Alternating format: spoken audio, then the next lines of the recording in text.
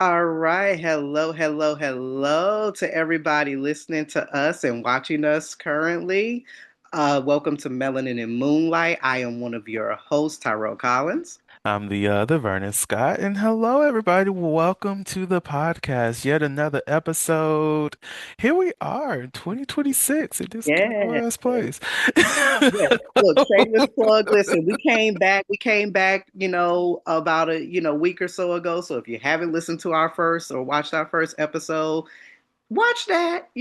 Yes, Then come back yes. to continue to listen to us because we know y'all love hearing from us. Like, why would you not?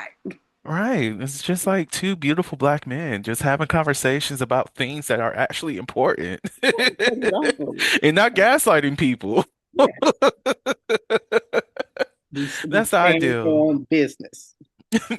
So how are you doing today on this beautiful day that happens to be a Sunday? Yes, I'm actually doing really nice because obviously, with these snowstorms that are hidden everywhere and Chile. things, it's like it's nice to actually see the sun shining through the window and not it being just overcast. And every time I look out the window it's just snowing, and every time I look out the window I'm just like, why does this exist?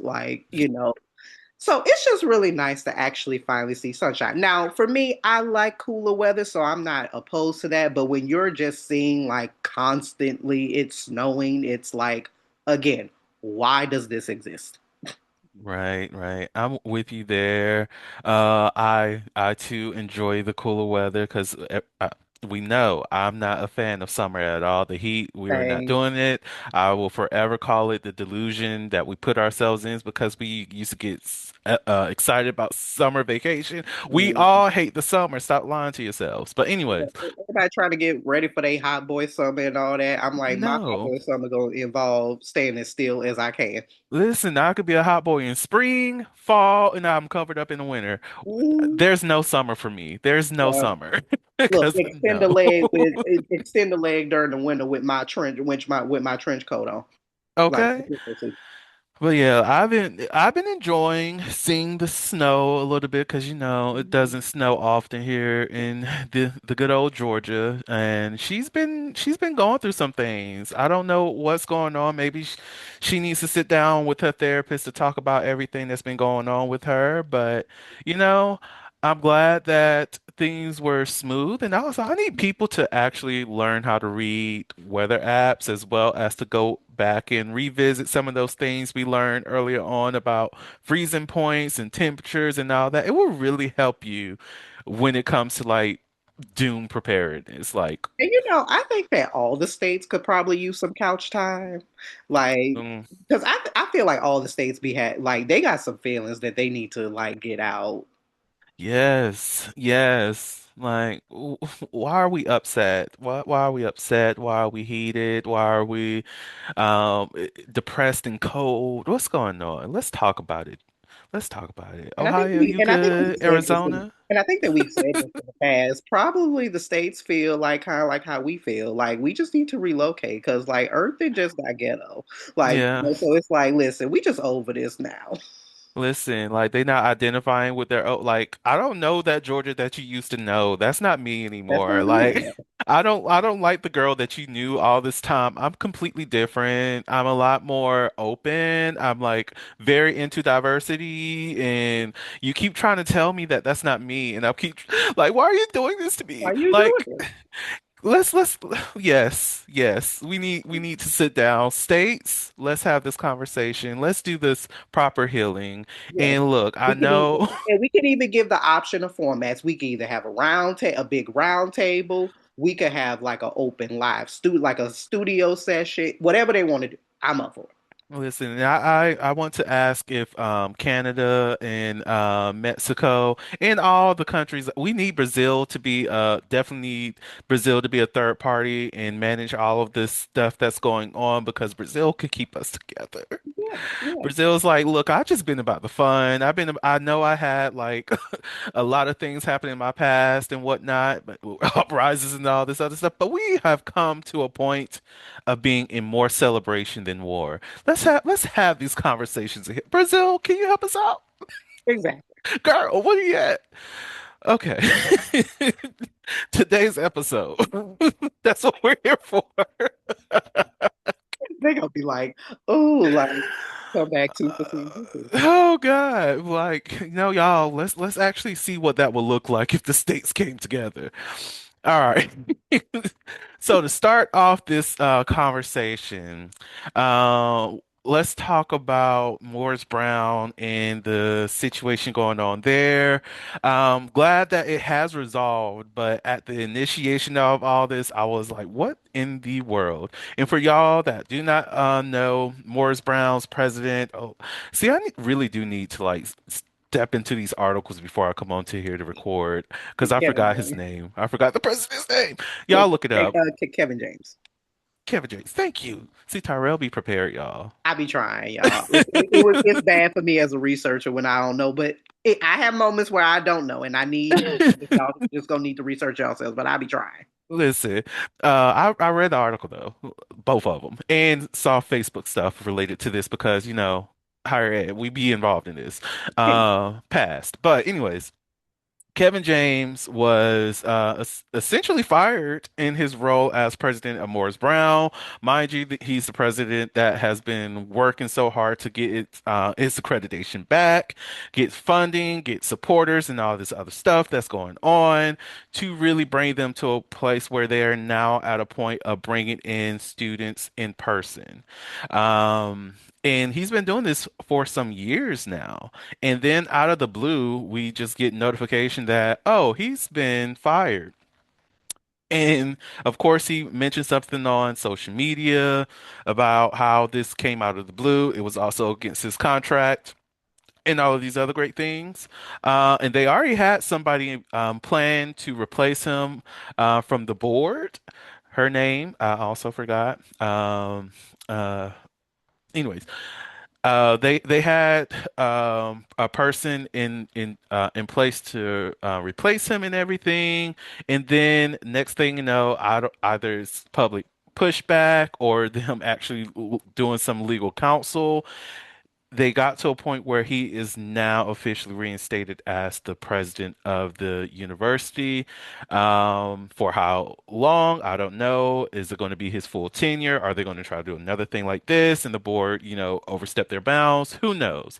Mm. But that is the situation right now. Kevin James is still the current president of Morris Brown College.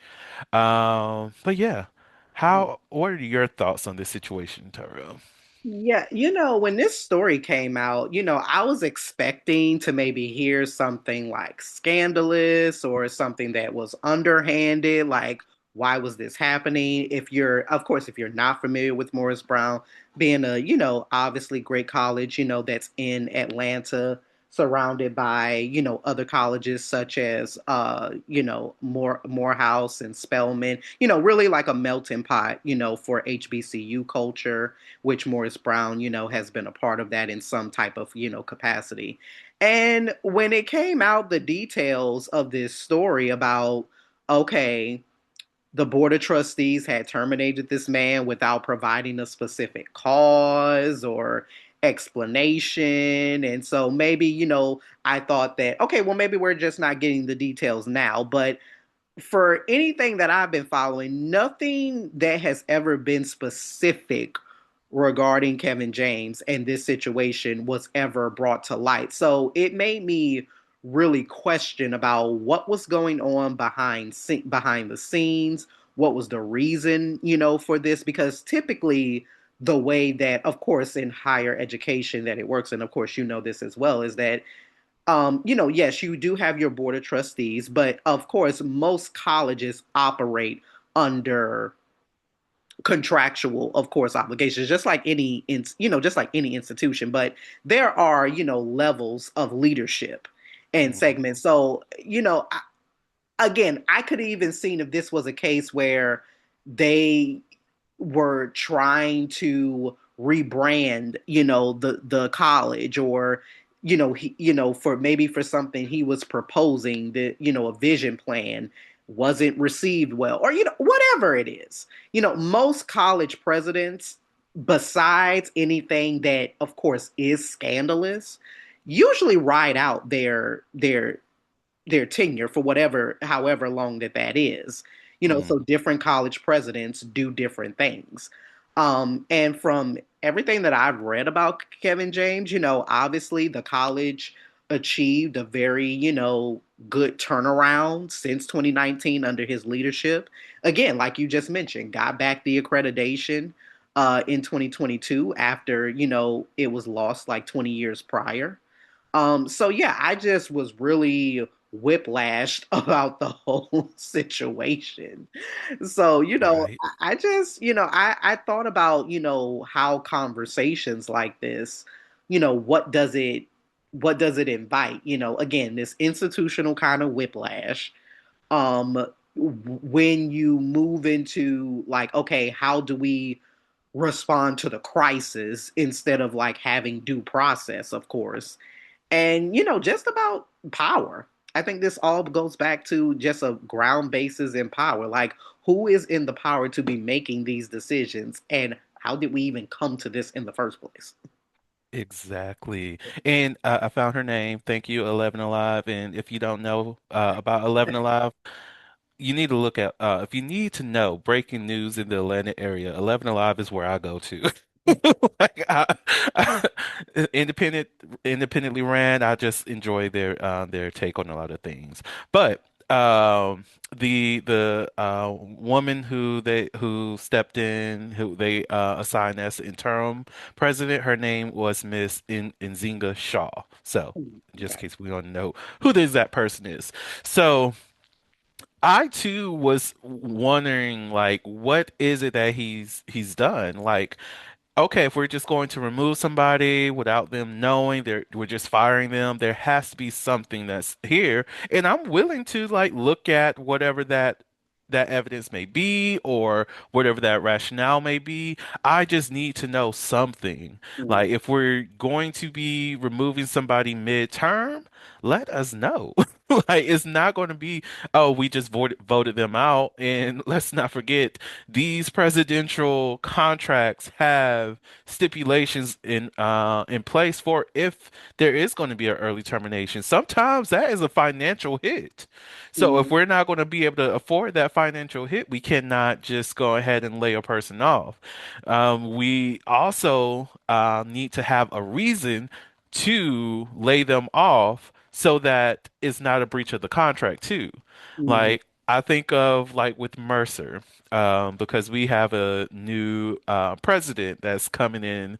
I think she's already started, but she may be starting officially in the role of as president in at the new fiscal year in July.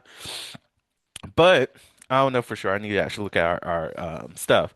I understand why they got rid of the old president. There was some things going on over there, Zionist and all this other stuff, and it was not a good look for the institution to have mm, him because alumni's upset, the current student body's upset. They had reasons to mm. actually push for a change in governance over there. Right. Now with making that decision, there may have been some payouts, which I know that school can afford, versus there just being like a breach of contract because there would have been actual conversations, legalities, and all the stuff to fix it.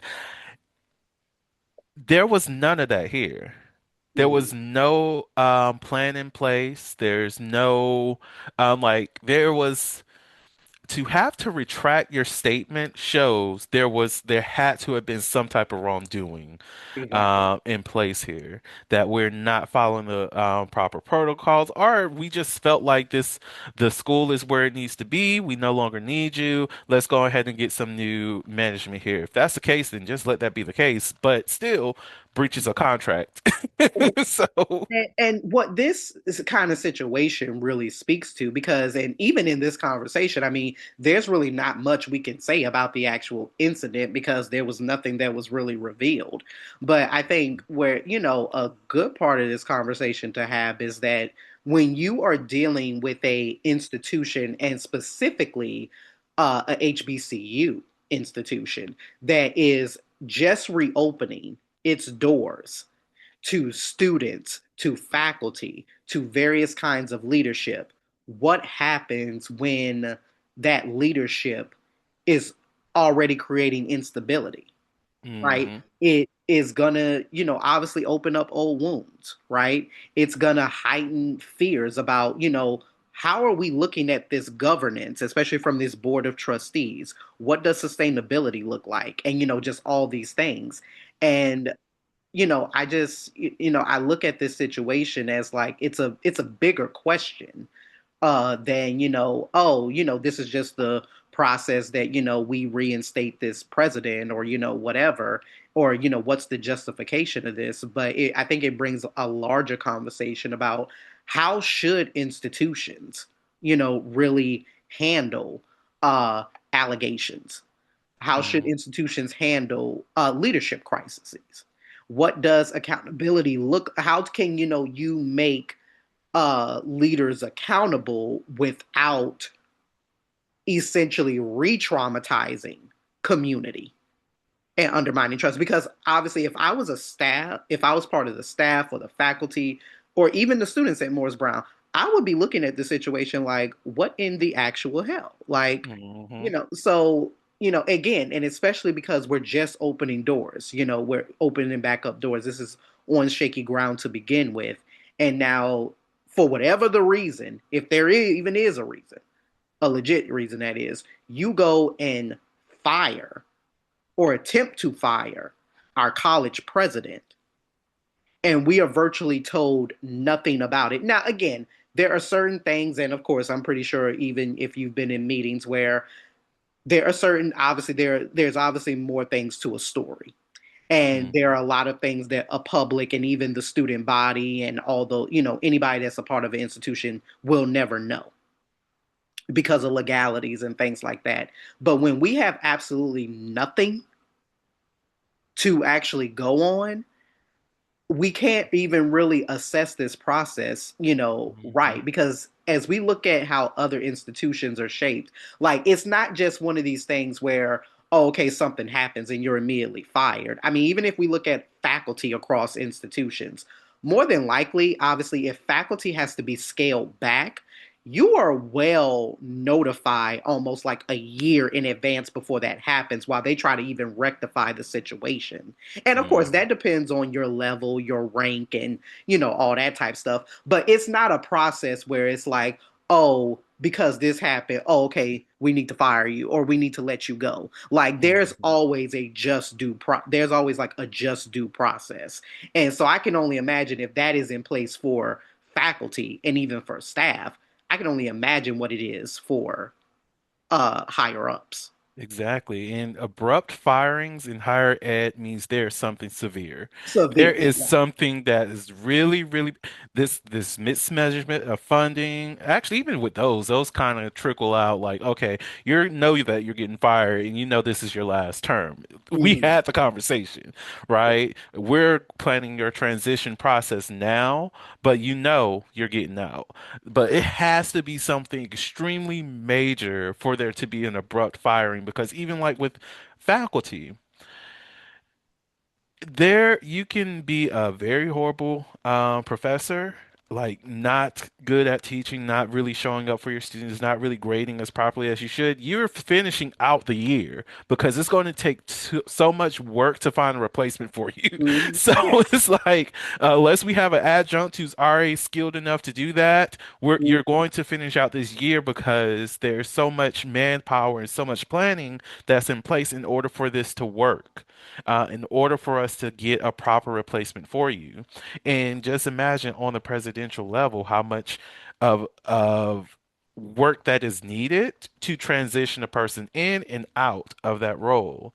So like Mhm. Yeah. not and the fact that this happened like a week or two after the term started, like so what you it's a huge hit to everybody because who's going to really be in control now? Who's really going to be the person that we have to, turn to in this? And I don't know this person. This person is a stranger. So it's like there's a lot of an adjustment that has to be made with that type of decision. Um, for the student body, for the faculty, for the staff, for everybody. Now we Mhm. need to report to this person, no longer report to this person. I don't know how they are as a manager, so now we really have to get to know each other. There's a lot of things that happens in this process that I don't think the board actually realized or thought about before they even made that decision. Exactly. And what you mentioned about opening old wounds, like, does this mean that because the board is making rash decisions, can I trust them to ensure that my work is going to be accredited by the time that I'm done my matriculation here at Morris Brown? Like, Mhm. I don't know what to Mhm. trust at this point. Yeah. And yeah, and again, it breeds a culture of just uncertainty when, again, you're already on shaky grounds. And so, yeah, I just think for whatever it is that was happening with this situation, um, there was not a clear crisis governance protocol in place because Hmm. if it was, this would have never even seen the light of day. Like, usually when things happen like this, it's because of the fact, like, oh, we've been through just due process. We have been through consulting with lawyers and things like that. So now the media is just now getting attention of this, even if it is a continuing and breaking situation. Like, no, like, legally you have to go through just due process, and clearly there was nothing like that here. See, I don't know who makes up the board of trustees for Morris Brown, but this is why you always need people who are familiar with the higher ed system. Mhm. At least make up, let's say, a quarter of the board so that we do not make these types of mistakes. Exactly. Exactly. Yeah. So, and even when you're talking about, in ways of rebuilding trust, it's also like, well, not just, for the actual faculty, the staff, and the students, but how do you even, you know, gain back trust with even like your stakeholders? Mm, mm, For people who are contributing, their funds and, things like that to an institution, So yeah, it was just a truly, just bad look right. on all sides. Mm-mm-mm. All right. I can't.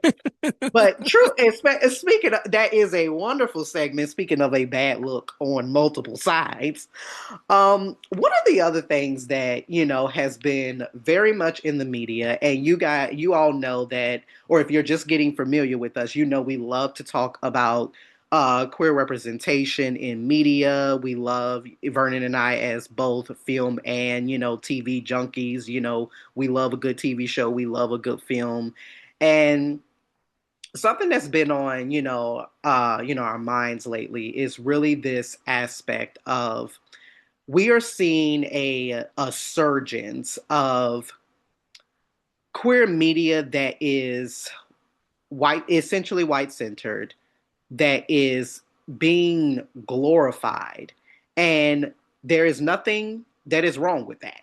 There's absolutely nothing that is wrong with that. Anytime where we are getting good representation, that is always a win.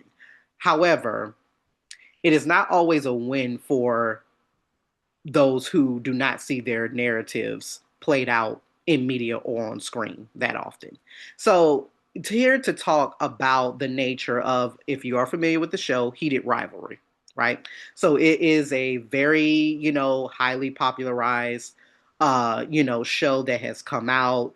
At first glance, when you're like maybe looking at Heated Rivalry, like it's like this long overdue win. You have this very glossy, should I say, very horny, emotionally kind of charged, gay romance that is, set inside one of the most like hyper masculine sports, there is, which is hockey, right?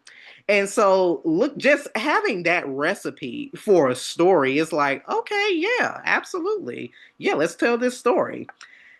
And it's not the fact that, obviously the show is very popular. It's being, held to be critically acclaimed and things like that. But it had me to think about not just that show, but even when I remember if you Vernon, if you had heard of the 2023 movie that came out, I think it was on Netflix, Red, White, and Royal Blue, that was essentially about the son of the United States president who falls in love with like the British prince. And so again, very interesting, kind of narrative. However, as somebody who is a, black man, as same gender loving black man, I'm just, I'm tired of just having to orient myself into spaces of queer representation that don't reflect me and just do not Mm, represent me. It is to say that yes, we can have good queer representation all around, but something about the nature of the way that shows like Red, White, and Royal Blue, or Heated Rivalry get packaged to the media, because anything that is white centered is considered to be safe queer media, versus when we do have shows that center us, we don't really always see that in headlines. And even if, and not to dismantle, the things that, when we're hearing our actors go on like talk shows, like if you're thinking about like segments with Oprah or with Sherry Shepherd and, people like that. It is not to say that, those platforms are not good in, showcasing, that visibility, but it is to say there is something about when shows like Heated Rivalry and Red, White, and Royal Blue, like there is something that it creates this mass fan hysteria in a good way, because these shows are quote unquote like, oh, we're entering a new phase and pushing the edge. Like it's always something, okay, now we're pushing the edge with this. Like you got straight women that are like gagged at seeing like these gay romance stories and things like that. But as I'm looking at this and I'm looking at people's reaction, I'm thinking that that could never be us. And I say that to say is like I want that to be us.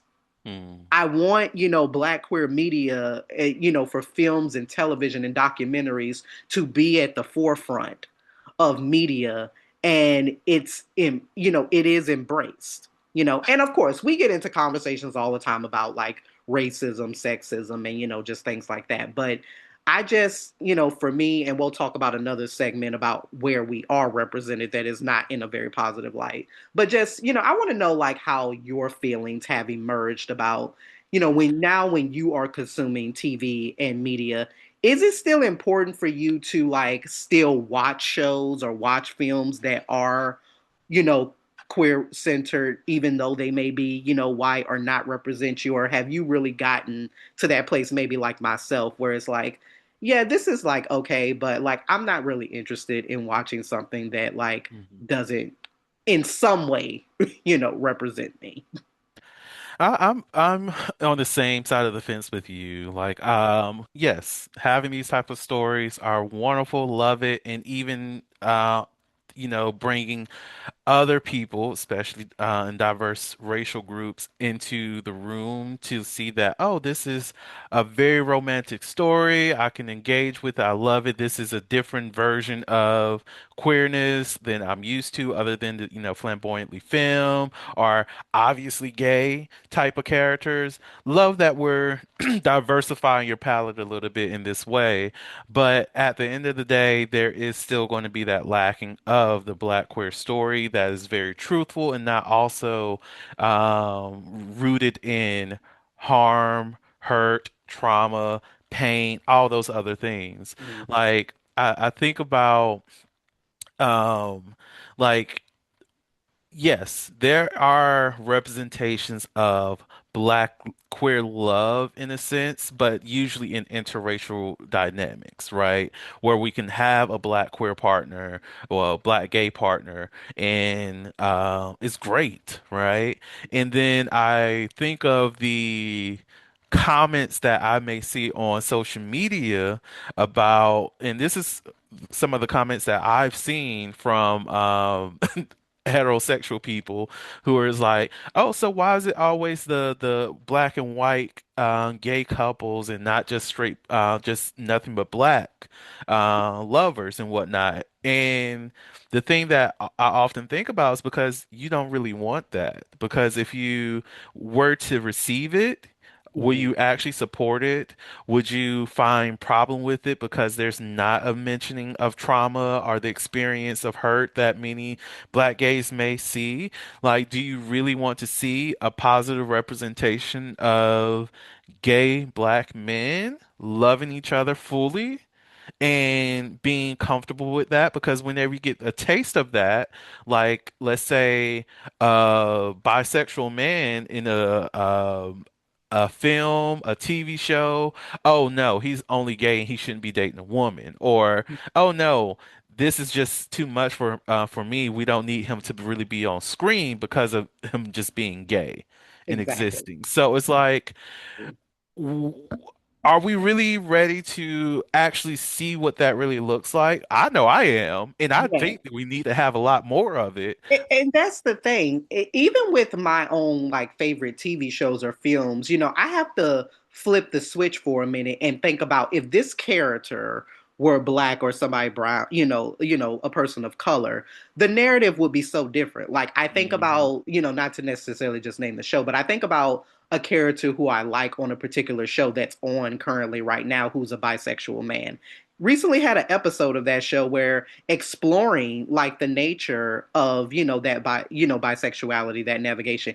And I did have a moment where it's like I had to stop to think, like, as much as I love this character, I actually had to think about, yeah, if this character were black or a brown person, this would not be the narrative. Because again, when we think about shows like Heated Rivalry and all the shows that, of course we can name a countless many films and shows that are of course white centered, but when you think about those things, it's like, yeah, it deserves its praise because again it pushes the needle forward, it gives us some really great storytelling. But what I think shows like Heated Rivalry and other past shows do is that success also exposes a very hard truth where white Mm, queer love is allowed to be aspirational, right? But anytime we're talking about black queer love or representation, we always have to justify our existence in spaces. So it's not just about telling the stories, but it's like, oh, okay, well, why are you having like this guy to do this? Or why does this woman, look like this? Yeah, so again, instead of just letting characters be, letting stories unfold, and again, you can support something or not, that's your prerogative. But until that aspect changes, the gap between what we think about as prestige queer media and the nature of like a black queer storytelling will never be in a kind of forward moving process. And it's not because of talent. you know mm, it's not because of talent. We have a lot of talent that's out there, but it ultimately structurally is about the pipeline.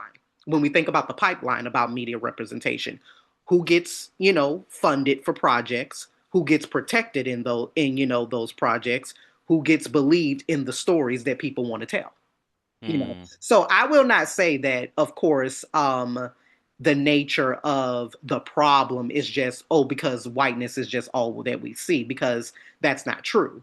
But to placate, as you said earlier, good majority of audiences, people feel like, oh, they can only show a certain type of narrative. And we're never going to progress that way if we're not moving that needle forward. And what made me think about this was, and you all know, obviously, Vernon and I, we love our 90s sitcoms and things like that. We've talked about like the Reliving Single podcast, multiple times on this, on our podcast as well. And something that I want to bring up that the actress Kim Coles, who plays Sinclair on Living Single, has brought up during their podcast. Living Single was at one time the number one show in Black and Latino households. And she said that even the moment that she knew that Living Single was a hit was a moment that, I'm kind of summing this up, but a moment where she's like, this elderly Jewish man stopped her like on the street or something like that. And he was saying, like, oh yeah, you girls are so funny. Like, we love your show. And, like she says, for her to get that from an elderly Jewish man in watching a show centered in, Black women, is such a great thing because again, when you're having, our stories are human stories first and Hmm. foremost. Yes, they may be catered or, serve a Black audience, but they're humane stories, that can reach anybody. And that's something that, we're missing, of course, with our Black creative stories that are being told, especially in queer communities, because on the opposite end, for what we do get, when we think about representation, we get things like Bad Boys Club on like the Zeus network.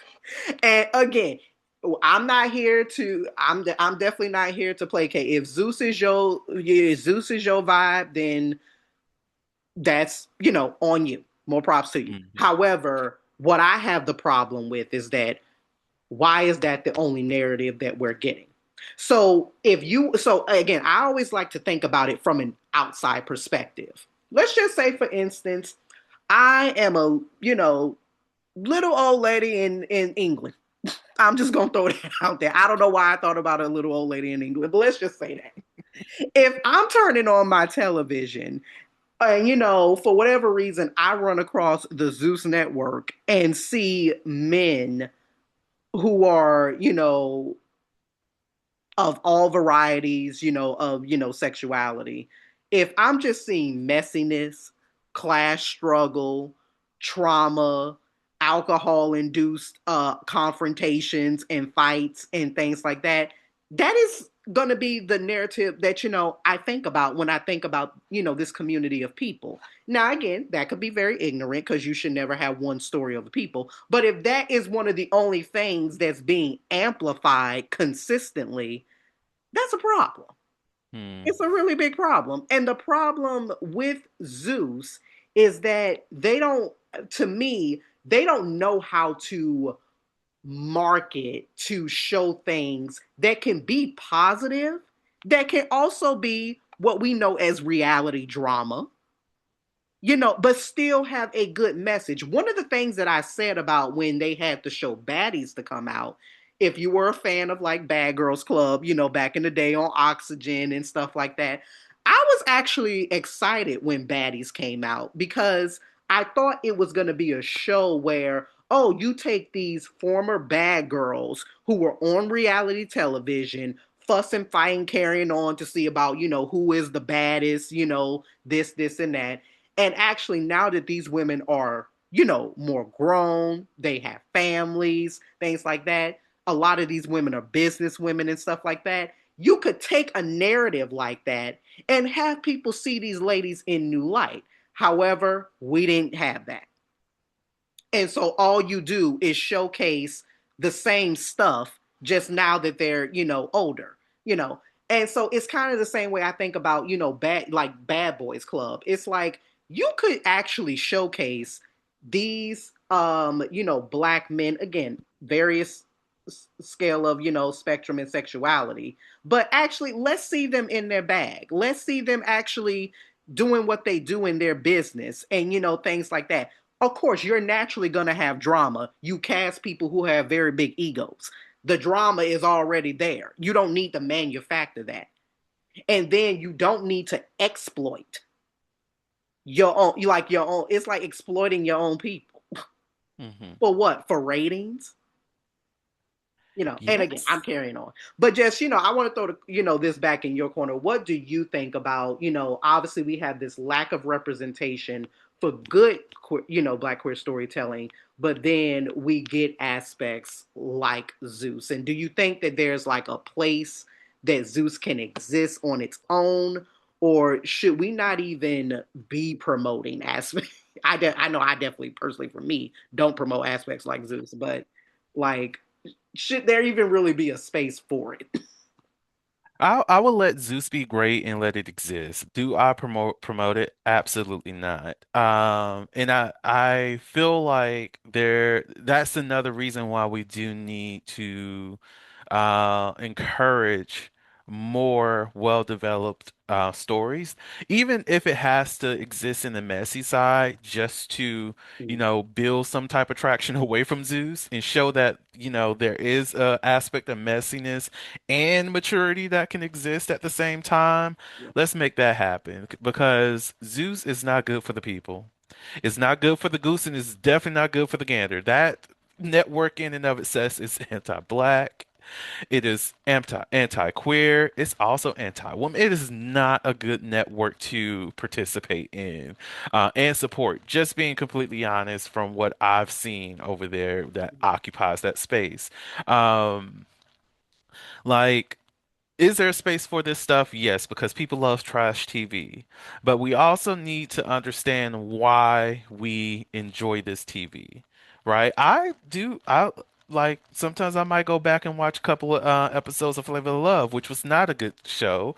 And I also reminisce on the days of when I used to watch Love and Hip Hop, which I do not watch anymore, because it just got too cringe for me to watch. And a lot of the reason why I lean into that type of media was because I didn't have to think, and it gave me a space to judge other people, and it felt good seeing people who supposedly have all this money act like common folk, which they are human beings, so of course they will act like common folk, right? Mhm. Exactly. Um, but I understood the why behind me going into that atmosphere, but I don't need that anymore, right? And on top of that, these types of shows, this type of media company that is Zeus, doesn't want to show that there's growth that can happen for people. It's a narrative that says this is how you're supposed to act as a member of this community. Like to see that there are people who aspire to be on baddies. There's guys who aspire to be on bad boys club because they know that they're the type of gay who loves to fight and they're ready to beat somebody's ass. Like you are trying your best to be in this atmosphere to get some notoriety.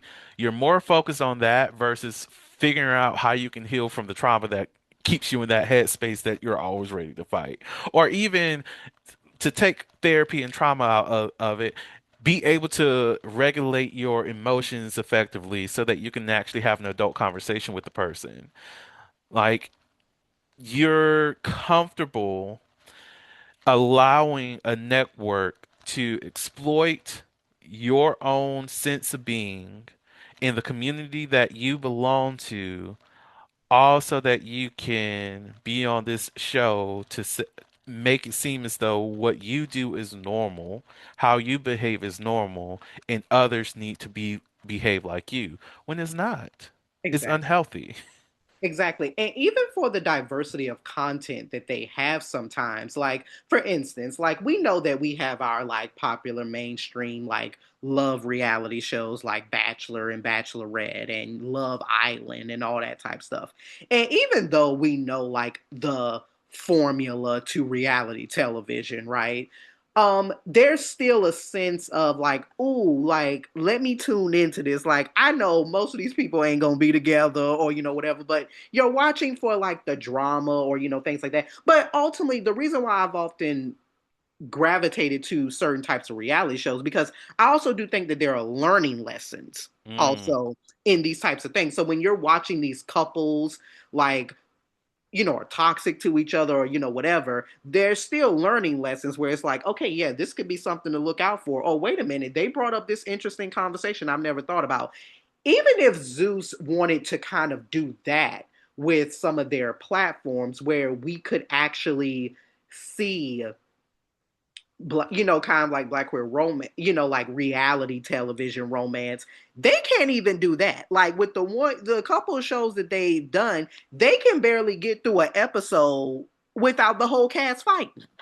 Hmm. So it's like you can't even promote that in a sense to where, yeah, we may have this loudness or this posturing or, whatever, but none of these shows are asking about, okay, well, why are these people hurting? What does safety look like for them? Like, so that way we could actually be maybe trying to heal something or, things like that. But again, that's not what their ethos, that's not what the ethos is about for their network. So they have made it very clear Zeus's numbers come in because they have operated in the space of Black queer content being seen as chaotic, and that is what sells them. And then you have a lot of people who will say, well, like you just said, people will they participate, they sign up for it. And yeah, that may be true, but we also look at the main reasons why they're doing it. They're doing it for monetary gain, for exposure, things like that. Most of the people who be going on to them shows either lie, or do something where it's like they're not being fully truthful because they're trying to get something out of it. Hmm.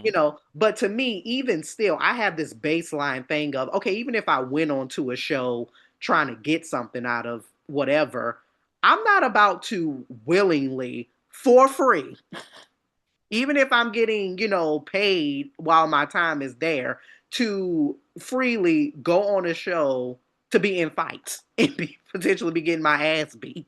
Like, Understand. I'm not, it's a, for, I am not understanding. But again, it brings us back to this conversation about what does Black queer storytelling in the media look like for us. And for me, I think that maybe it's a thing, and I've been really thinking about this because of the fact, obviously, we're always evolving, we're always transforming, that maybe it's something that not necessarily we won't see in like our lifetime, but like I would love to see like in 20, 30, 40 years about what is like on television, what is in film. Mm. Because where we are right now, it's this very dichotomy where yes, we pacify, you know, LGBTQ romance, but obviously we placated towards, you know, white and straight audiences. It's Hmm. like we need their approval for this to work. And the only ways that we can do that is that we either have to pacify certain characters, we either have to have them in an interracial, kind of, connection or what have you. And it's just I want to know when we are going to, move past that point. Or even just like I say, having the diversity in just the number of stories that, we're being given. We have to have more than Noah's Ark. We have to have more than 20s. We have to have more than Moonlight and Pose. Yes, these are great, shows and films, but it's almost like they exist in silos. Hmm. And we talked about it here. As much as I love Moonlight, I would love to just see a Black gay romance that is just not rooted in struggle, or is not Hmm. rooted in hiding identity, or something like that. And again, it's not to say that those stories are not important. They are always important, but just let's move and just see something different. Let's actually see softness, with our men and our women. So yeah, I can't. And I think for us to get there, I think that the pipeline for how media gets produced and made, I think that the pipeline is going to have to invest in actually telling those stories, but in order to tell those stories properly, they're going to end up having to invest some money to adapt work. Because if you Hmm. actually look at the plethora of Black queer literature that is out there, oh, we have numerous stories and numerous great nuanced stories, from drama, nonfiction, speculative work, sci-fi, all these kind of genres, and young adult, all these types of stories that could actually be made into good TV and film. So I Hmm. would love to like see that at some point. Agreed. I sent my last two comments related to this section of the show is like specifically with Zeus Network. Zeus in all of its entirety. Well, I can't say its entirety has. There's some things that's not as toxic on there, but it's not the vast majority. But Zeus seems to be a network focused on self-destruction rather than Mhm. genuine repair. Because with nuance, with storylines, with looking at the growth of people's personalities as they're in relation to each other, that's all about repairing. That's all about finding ways to meet a common ground, to even have the conversations that, we won't mesh well together in these spaces. We can't be friends. Can't rock with you. It's cool. You friends with Taekwon and friends with Kadeem. It is what it is, but we just cannot, Mhm. mingle in this space together. And I'm glad we had this conversation. We could take it on the chest or we could take it on the chin because we have done that in the past, but it's cool. We squash it, keep it moving. Like we can have that, but it's just not here for that. And the Uh, other thing, in terms of like just having more black narratives, just put them out there. Black people who are creators, stop leaning into the white folks to gain their approval because guess what? They always looking over here anyways to see what we're doing because they like what we do. They like what we produce and like living single that thrived without thinking about whether or not white America's going to like it. And guess what ended up happening? White America ended up liking it regardless. And also like this copycat friends. So like it is so let's talk. Well, let's talk about it. so like put it out there like these stories are going to thrive regardless of whether or not the white stamp of approval is there. Yeah. And it again, and it's just to kind of close out this, section, but it's kind of like just think about the imaginative things that could come out. Like, for instance, as we were talking about living single, what would like it imagine to be to like have a black queer version of living single? Ooh, that'd be fun. What would it be to have like a movie like and a TV show intersect? Like think like something like Love Simon meets Insecure. Mm. Like, just imagine the realm of possibilities that we have for storytelling. I would love to see a second chance romance like these two young men or these two young women who were in love as who were teenage sweethearts and now they're reuniting as adults, like again, we have stories. We have stories. Like, let's get to Yes. them. Child, not Tyrell over here inspiring me to write. I said that, I would have I think for me, I would have no problem in writing it. I would not want to deal with like the outwardly media of it, like the outward like media of it. That is one of the times in my life where if I was to create a black queer show or film or anything like that, I think I would want to be a ghostwriter. Mm. And usually I don't really promote myself, talking about myself in the nature of ghostwriting, but I don't know, it's something about I wouldn't want to be the driving force of it. I get that. I get that. That's why I don't even promote my own book. I just be like, if you see it, you purchase it. Yeah, get it. Because I'll be having a time. I don't want to be famous. Yeah, I'm sorry, I don't. no. And it's It's actually how too much and just a work. little bit of a plug, that's actually how I feel about my creative, writing now. Like, yes, if I write something, if it gets published or it's marketable, fine. I mean, hey, that's great. But I don't write or I don't create, for this to be just visible or for it to be acclaimed or, Hmm. whatever. I mean, you do stuff if you like it, great. If not, whatever. Exactly. Like, oh, I'm glad that you purchased. I'm glad that you loved it. Oh, it's selling. That's great. Oh, I'm making money. That's great. Yes, come into my pockets or whatever. But no, I'm not going on tour. No, I'm not doing all this. No, I don't want to see you. Speaking of not seeing people, Hmm. um, some people didn't get to see God during the Hmm. rapture of last year. So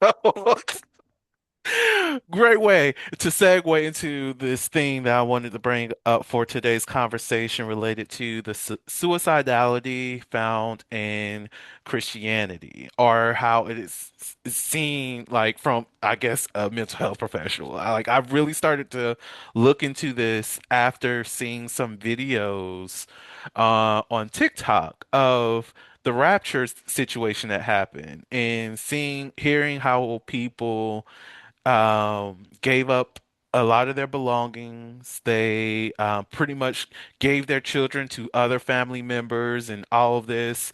Um, and I know we talked about the rapture a little bit last season. Um, so this is not necessarily the conversation about that in particular, but what I noticed in really sitting in it and reflecting on what I was experiencing is that a lot of these things are aligned with what someone who has suicidal ideations may actually do. Like if they're planning to commit suicide, they will give away their belongings. They will make sure that their surviving relatives have, a place for them because they won't be there. And I then start to think about how certain gospel songs, and the one that's at the forefront of my mind right now is "Take Me to the King," and how all of that song is a plea of God, just kill me now and let me be with you. Mm, So just thinking about that, it made me realize outside of gospel in general being R&B for the Lord, but how there's a large number of songs and statements made in church that makes it seem or romanticizes the idea of dying and just being with the Lord before your time, essentially. mm. So I wanted to know what's your thoughts on this situation or Yeah. my mental processing. No, absolutely. And just the, because obviously we just got done thinking about, TV and film and things like that. When you brought this up, for some reason, I immediately thought about why we're always like, why for me, like as a watcher for something, like I'm always attracted to like the supernatural genre, like vampires are like my favorite, kind of like supernatural creatures, there's always been like this fascination with like the undead, or something like that. And to pivot from that, moving into this conversation, I think that when we're talking about religion and, church and community, I think there's always something that's ingrained in the message of like suffering is spiritualized instead of treated. And so, like, when we're thinking about like the pain we work through, like it becomes something to pray through, to endure, to offer up. And so, instead of having these aspects where, this kind of romanticized aspect of dying, it is to say like, okay, well, would I be actually be better off dead? Or not here on this plane. Like while I'm here, this is like just a physical existence. However, my soul, my spiritual essence, is supposed to lead me closer to God or to whoever it is that, you may serve as a, higher power or think of as a higher power. So I think when we get into some like Christian language that teaches people to long for disappearance, right? Mm, Instead of like healing, we get I think that's why we get phrases of like, I'm tired, but God knows, right? This world isn't my home, right? Or I just want rest, you know, heaven is my reward, right? When we look at these kind of statements like on their own, right? They aren't necessarily quote unquote offing, type of statements, but in context, right? They can signal, as you were saying earlier, like these ideations or kind of passive wishes of death. mm, So I think that that sometimes church culture, or if we want to talk about the nature of even like Christianity, often misses the aspect of this message. I think that sometimes the message gets lost, like, no, I don't want to off myself, but I wouldn't mind not waking up, you know. And so when Mm, I say that, it's to say, like, I think that sometimes the church culture or the Christian culture, like, it misses that aspect because it sounds faithful. mm. So yeah. Yeah, and I like the way you phrased it, like, well, too, it sounds faithful and as well as, um, I wouldn't mind not waking up, right? Mhm. Because when I think about it, because, Christian background for anyone who don't know that about Vernon, so I exist in the lens of Christianity because of that background, and of course, this may exist in other religious faiths and whatnot. So only focus on Christianity because that's what I know more about. Okay. So if you feel like attacking, calm down. Uh, but I think about how just suicide in itself is d considered a sin, right? It is a sin to self-harm and unalive yourself.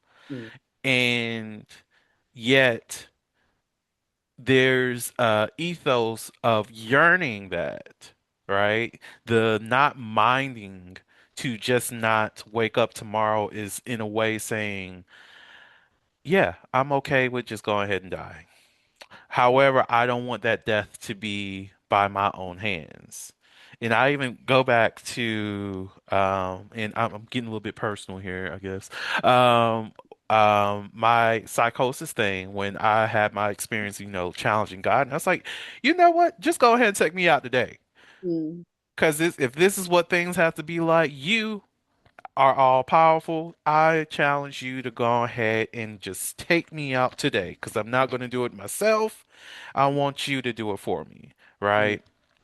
And it was one a place where I'm glad that I was in because it made me comfortable with what death means and not afraid of death.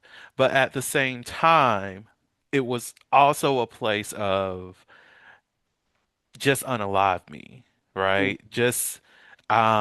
It was suicidality, mm, right? And it's important to note it as that too, because it's somewhat normalized in a sense for us to be comfortable with our own undoing, or to be comfortable in not living any further so long that it's outside of our circle of control. But we also have to really sit in the thought process of recognizing that no, some of that is you yearning to be dead. mm, And that yearning to be dead aligns with suicidality, even though you don't want to harm yourself, which is great. And it can just be depression, but it's important to know that those two things are if they're not the same, they're brother and sister, if not first cousins, mm. in how that relationship shows up. Yeah, and I think that there's also, as you had made mention earlier, like just like signs that I think in dealing with not just ourselves, but just recognizing signs, I think, in others. And I think yeah, obviously, when we're talking about signs, it's not like a one off or two off kind of Mhm. thing, but I do think that you can recognize patterns in people. So I think like when people start having this thing about talking about like a lot of times being a burden or like Mm, they're like ready to just be home or go home, not geographically but of course like spiritually.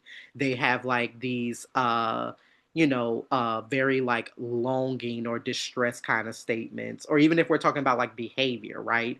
Giving, like you said earlier, giving away possessions, withdrawing from like community, like there's just this sudden disengagement with future plans, all of those things are really interesting signs. And I will say, I cannot remember the exact name of the study that I was reading, but specifically for our audience that, of course, is our, Black and Brown people, that there was an interesting study that came out, especially about young boys.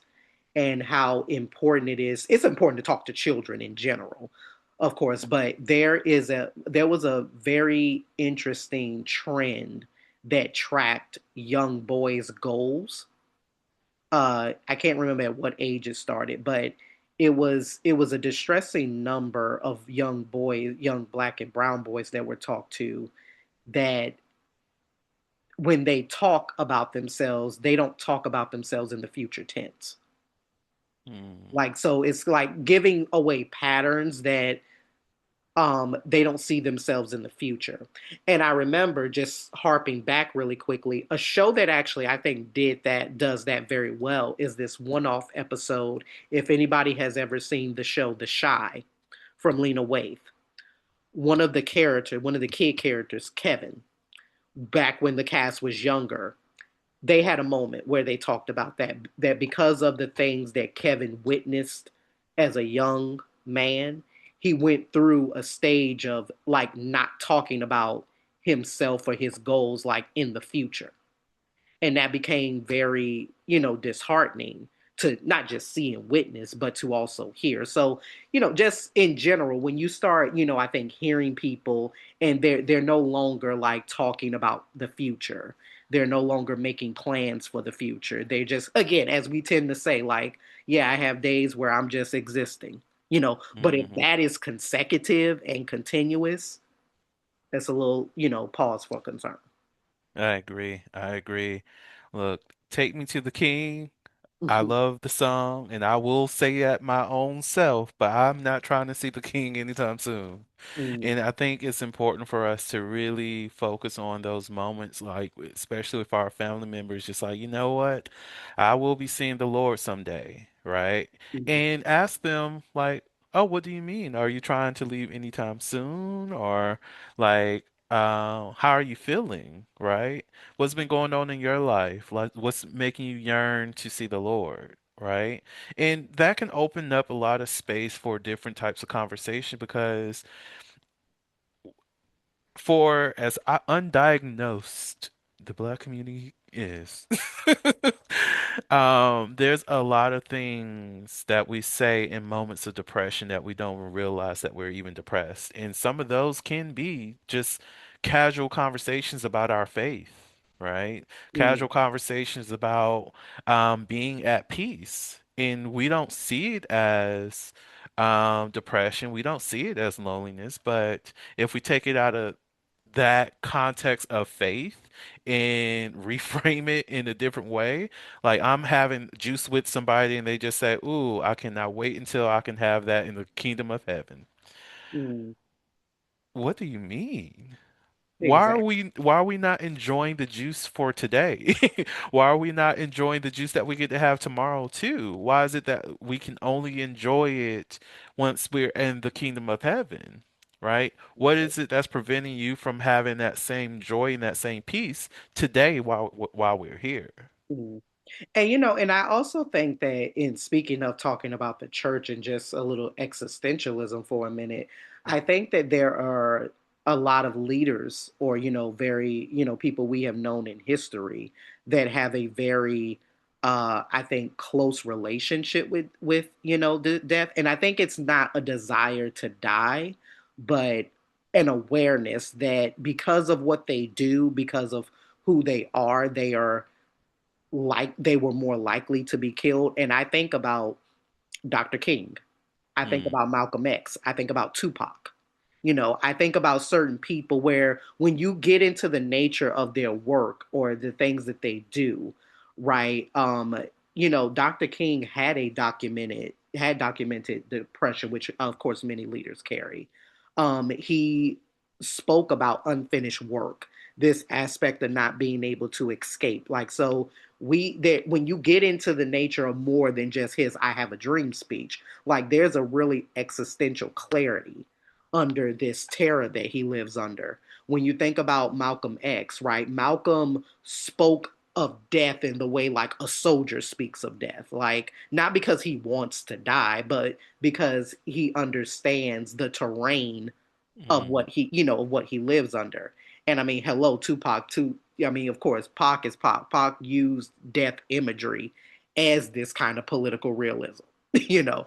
So when I think about all sorts of people who I think have this existential, kind of relationship with, meeting your maker, or, seeing heaven, or, things like that, it's kind of like, I just think that certain people know extensionally, like they know that they're put here for a mission, and this is again my physical presence, but what I leave behind, or what I leave as an aftermath, carries way beyond me. And that's only something that, the spirit, can guide. But definitely, definitely, to hark back to your point though, I just wanted to bring that up. But to hark back to your point, I do think that, when we're listening to like you say, songs like Take Me to the King, um, you know, the message of just take me to the king, it's true, but it's like, could we also have a lyric in there that's also saying, but yeah, let's get me help too, or like, no, you're like, you don't carry this alone, like, no, like, Look, I'm here you for know, you. I I mean, will. I get it. It's your cross to bear, but allow me to be that burden. yeah, Okay? Allow me that yeah, permission to do that exactly. for And I you. think and I think that what when we think about Christianity, when we think about the church, or even when we think about just gospel or secular music, I think that there's a aspect of, we need to have music that becomes more than just about ways to hold pain and to just get through it. I think that there's like this very blanket message as, okay, if you just have faith, even though faith that obviously is something that you can't see, to have faith to get through whatever struggle is gonna, get you through. Okay, yes, in some veins that can be true, but we're also not having the message of, but let's also bridge to healing as well, Hmm. you know. And I just thought about something. Like when I was younger, gospel music was so much more cheerful than what is I hear these days. Because yes, it is great to dive into the real pain that we feel. And Take Me to the King, of course, there's more songs outside of Temple of Man. This is just, the one that we're talking about right now.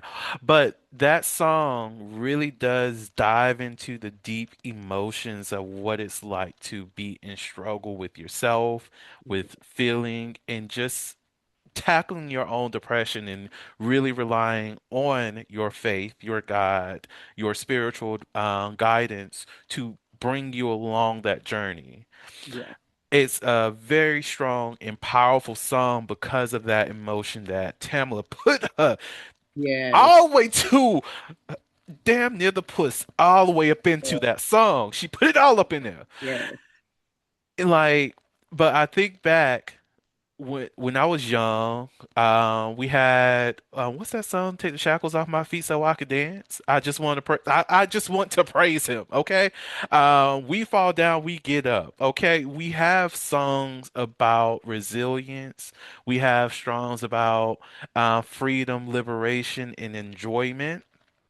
But nowadays, it seems as though we're just in the stupor of I'm just down. And of course, not again, like I said earlier, gospel music in and of itself has turned into R&B for the Lord, which I love.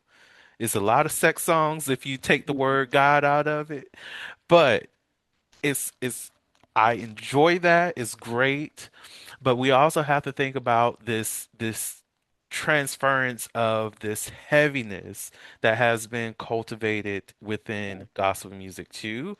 And I also want to know, why are we at this point? Is it because we're focusing on the ethos of blackness that we're all going through sometimes and we need to acknowledge that pain before we can get to the other side? Or we just bringing everybody's moods down? I that's a very interesting point, because I think that what we're seeing is we're really getting into a time where, of course, as we know, it was very much stigmatized, like how therapy does not exist in Black communities. Mm. Like, as we used to say back in the day, like therapy, that was some white people stuff for rich people who just got money to spend. But as we have, of course, been enlightened a lot more to the very, healing aspects of therapy and things like that. I think we're moving into a time where we are really seeing where faith and therapy can coexist. And my question to, kind of counter, like your question or add on to your question, should I say, is I wonder, again, and just like how we talked about with the media conversation, I'm wondering in like another 20, 30 years if in the nature of Christianity, or what I should just say, not just Christianity, but faith communities in general, I wonder what it would look like to like train church leaders like in suicide prevention literacy. Mm, Or I wonder what it would look like to for licensed therapists to partner with pastors or leaders of a church, of the church to be at the forefront of, service. And again, it's kind of like again, and the reason why I have these kind of fascinations is because as we think about church, as we think about therapy, they just exist in like their own vacuums. But I'm always interested about what would happen if, certain things converged, and what does that conversion, sort of look like? Because we have to consistently retool, theological frameworks. Suffering is not the same as sanctification. Endurance does not mean holiness. Like, oh, I endured this, so now that makes me now more holy, in ways. Faith does not mean having faith does not mean that I just have to sit here and sit through this in silence. mm, As we talk about a lot of the schisms that we've had to correct, that whole schism about like what goes on in this household stays in this household. I mean, like, excuse me, absolutely not. like, absolutely, I'm absolutely not. telling. Yeah, no, exactly. Like, of course, now, we ain't telling all our family business and stuff like that. But no, there are certain things where it's like, no, you speak up, you tell somebody, like, so again, just having to retool a lot of this language, that has existed, and to know that we don't have to have aspects of faith and therapy to just, exist in silos or in their own vacuums. That part. All right. I don't have anything else to add. Yeah. But as we are officially, kind of recording this, we did just want to take a few minutes to just acknowledge that Yes. we are obviously February 1st, and we are Yes. actually celebrating everybody is celebrating the centennial anniversary of Black History Month. So just, Yes. The rounds of beauty of applause. being You know, black. now, of Yes. course, as we know, even though we've only gotten, 1 month out of the year, we know that that's just, other stuff that, we're not going to get into talking about. Yeah. Black history is all day, every day. Bureaucratic paperwork, you know. Exactly. That's the bureaucratic paperwork. But no, but just throwing this into conversation, before we wrap up, is there anything that comes to your mind when you think about the centennial of, of just Black History Month? Um, the immediate thing is reflecting on the period of time when I hated Black History Month, Mm, and not because of the celebration of blackness. I need to be clear about that. It was not because we were celebrating black people.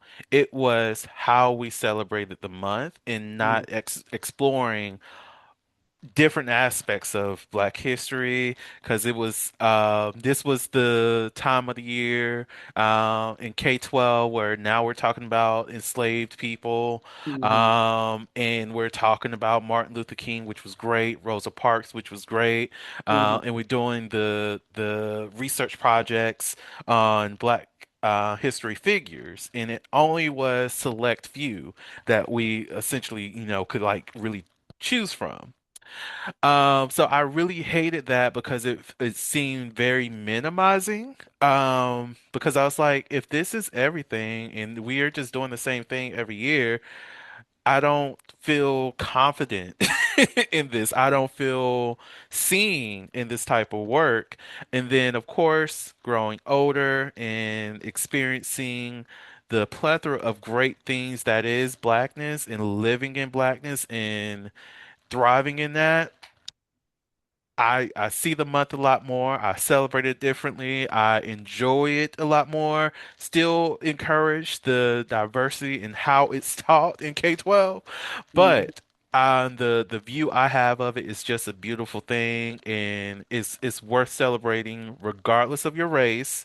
But if you happen to be black, you celebrate it extra hard because you are here and you are a part of the reason why this month exists, while Black years exist because it's always our history. It's always greatness because, hello, it's great to be black. So It truly is. It truly is. I'm so don't glad want to be you said any other that. person. Glad you said that. It's like, I always tend to say, like, there are just days where, you just wake up, even if you're not feeling the best, look, you just look in the mirror and just go ting. Like, I think everybody should just have those moments where you just look in the mirror and you just go ting. Like, Listen, yes, I love it. I love it.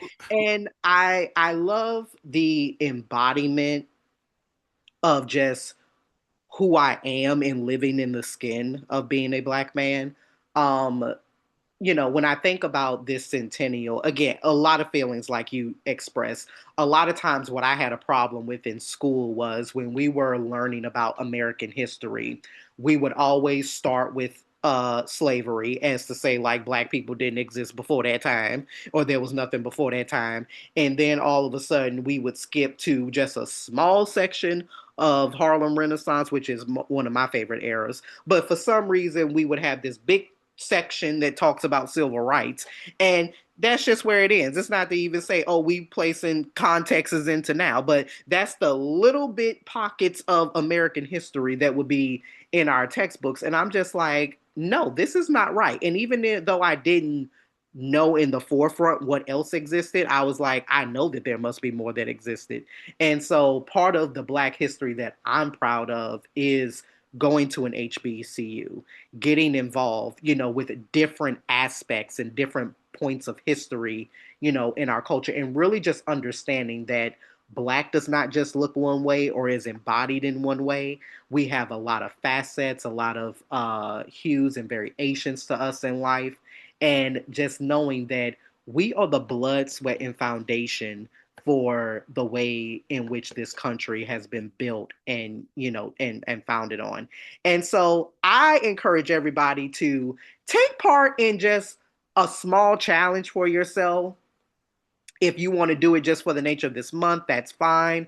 But like, I've been seeing all these like challenges on Instagram, and some things people have been promoting on TikTok. It's like, oh yeah, for the next like 28 days, like, watch one black sitcom, different sitcom, like every day, or read one, like passage from like a black author, or whatever that is. Do something that's like out of the norm. Our culture as an archive. Get familiar with black fashion creatives, black, social media innovators. People that are not usually talked about. Something else that you said, Vernon, like when we talk about the nature of Dr. King and Rosa Parks, learning how also not to lionize, your leaders. We talk so much about Dr. King and, I Have a Dream, and that is wonderful. But let's also be real. Let's talk about the humanity. Let's talk about the fact that also Dr. King was disliked by most of the country, one third of the country, like, towards the ending of his life. Let's not conduce Rosa Parks's life to the incident on the bus. Like, Rosa Parks was a freedom fighter. She fought for equitable housing. Like, Rosa Parks was about that life. mhm. So it's like, let's stop, with just one narrative of people. Yes, we have a lot of great people who have done a lot of great things, but we can also acknowledge that we have some things that have been messed up, that have been messed up. One of the most profound conversations, I say, if you have never heard the conversation, go on YouTube and watch it. If you want to hear two black intellectual thinkers have a really candid Oh, I know what conversation, you're talking about. go and watch the conversation between James Baldwin and Nikki Giovanni.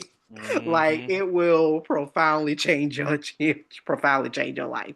But again, Kyle, just amplifying, as you are evolving yourself in Black History Month, hopefully more than that, get oriented with aspects of Black history that you may not be as familiar with. Think about stories that it's like, oh, I really wonder about that. Or stories that are not told. Don't wait for somebody to introduce something to you. So because Black history did not begin in chains, it doesn't end in progress narratives, and it will not be complete until justice, rest, and dignity are the ordinary. And that is something we always gonna continue to keep fighting for. So that's my Amen. word of the day. I will add and say, allow yourself to be mediocre as well this month because we have to we have to oh Lord, can you hear me? Anyway, we have to separate ourselves a little bit from that the shame that comes along with being Black excellence. It's a great thing, love it, but it does not have to be all of us, right? Allow yourself to be able to be mediocre. Because that's fine. It's okay for you to be mediocre. It's okay for you to not go above and beyond in every single thing. Not to say that you cannot focus on the thing that really makes you happy, that really brings you joy, and, skyrocket to your own success. It's not saying that you cannot explore and like become a dynamic person in this one area, but you do not have to be excellent at all No. things, okay? Yes. Be mediocre. Yes. White people can do it every single day and be happy, and you can do it too. You don't have to be No. astronomical at all things. It is okay just to be enough. Yes. Yes. And that's such an important message. When we talk about, Black excellence, it does not mean perfection. Black excellence does not mean not making mistakes or, feeling like you just need to be on all the time. Black excellence means recognizing, being in tune with how you are feeling in the moment, being assertive, as keyword assertive, not aggressive in the ways that in verbalizing how you feel, letting people know when things are not okay, reaching out, making sure that you have community, making sure that you are having self-care, all those good things. And again, to be Black is to be human, Yeah. So now of course we are also mythic as well, but we want to humanize us as we want to That's it. humanize us as well. So yeah, just take part in just all the illustriousness that is us. Yes. All right, so that's going to be that for today's episode. Yes. I feel like that was a very powerful message. Is there any last thing that you want to share before I close this out? Just to be sure. No, we're good. I think we had a good balance. Yeah, well, welcome to Black History Month, y'all. Thank you so much for tuning in to Melanin and Moonlight, your late night your late night space for deep, thought-provoking conversations about sex, culture, and the well-being of the Black community. Don't forget to like, subscribe, and share the podcast to keep the conversation going. Until next time, keep the vibes flowing and your mind open. Take care, y'all. Bye. Bye.